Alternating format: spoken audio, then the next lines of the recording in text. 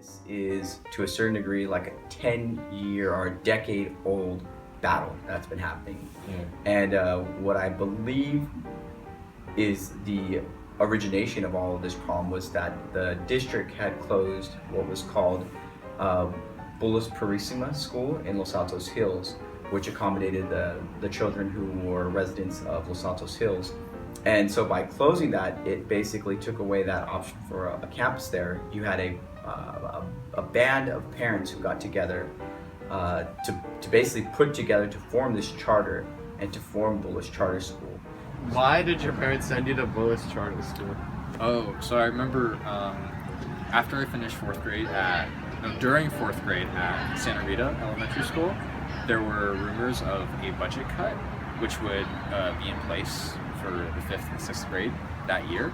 So my parents didn't want my education to be sort of cut off, and they signed me up for Bullis Charter School.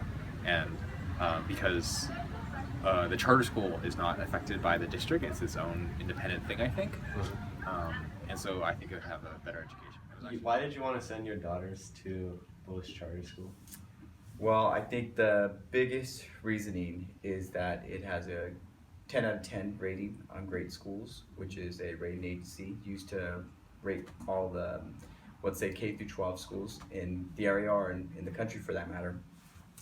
But Bullis Charter, I think, had one of the lowest teacher to student ratios, or student to teacher ratios, which was a big factor for us.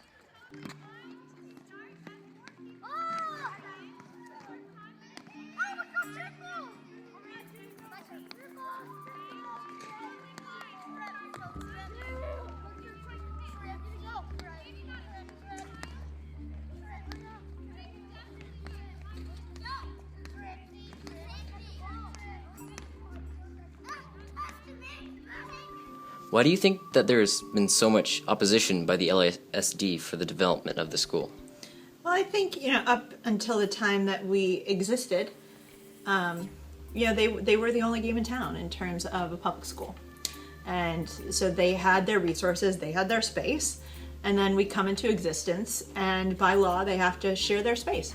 And if you equate it to, firstborn child who all of a sudden gets a baby brother or sister and has to share his or her toys, there's something that doesn't quite feel right about that. So I think at the root of it, it's that need to share. And at the beginning we were small. We started with 170 students. And over the years we've grown larger. And so on their side, then it's needing to share more space. And then we're the brother or sister who's getting upset because we don't have enough space. And then therein lies the conflict.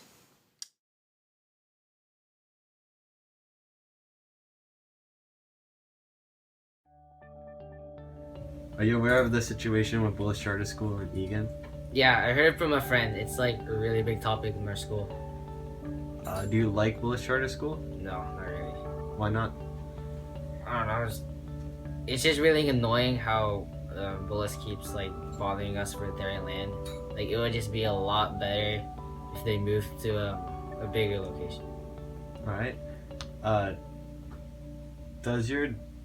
Do you dislike the children at that school as a result of you not liking Bullis?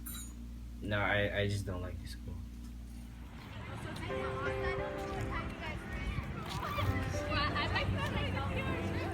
Last year I went to had to go to the block campus, which was 4.5 miles away, and I had to bike that for the entire year, and I didn't really enjoy going for that far of a distance.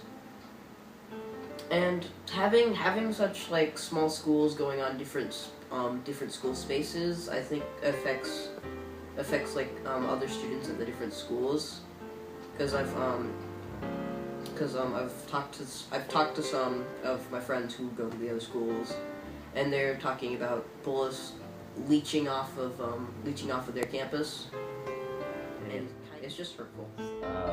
For us, our daughter was going into kindergarten, and the kindergarten area, the play area, is right there on the corner of Portola and San Antonio.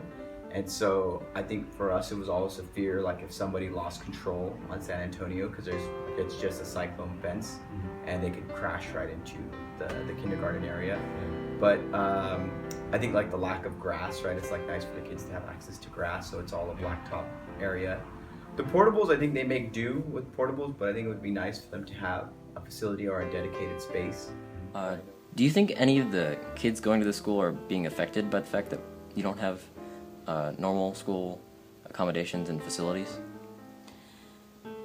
Yeah, I do. I mean, we all have to share our spaces. We all need to share our rooms.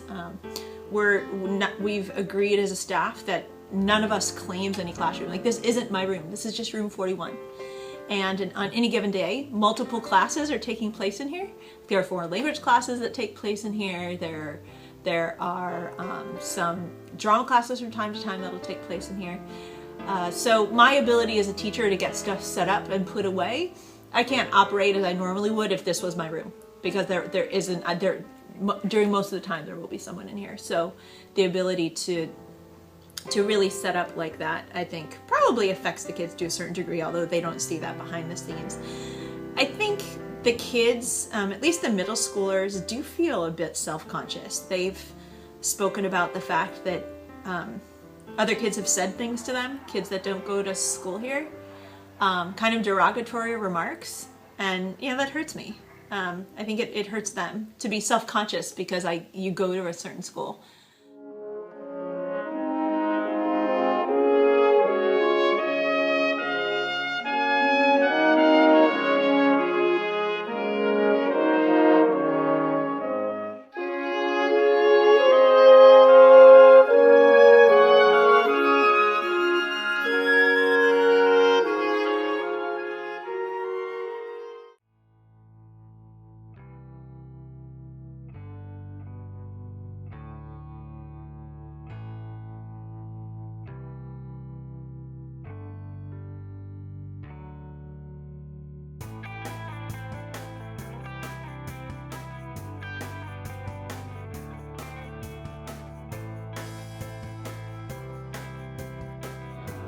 I think I would definitely send my kids to Gold Star School because I just had such an amazing time there. Of course, all my friends, they don't really share the same opinion. Yeah, I just really loved it. Maybe that's because I was only there for 2 years. But yeah, I liked it.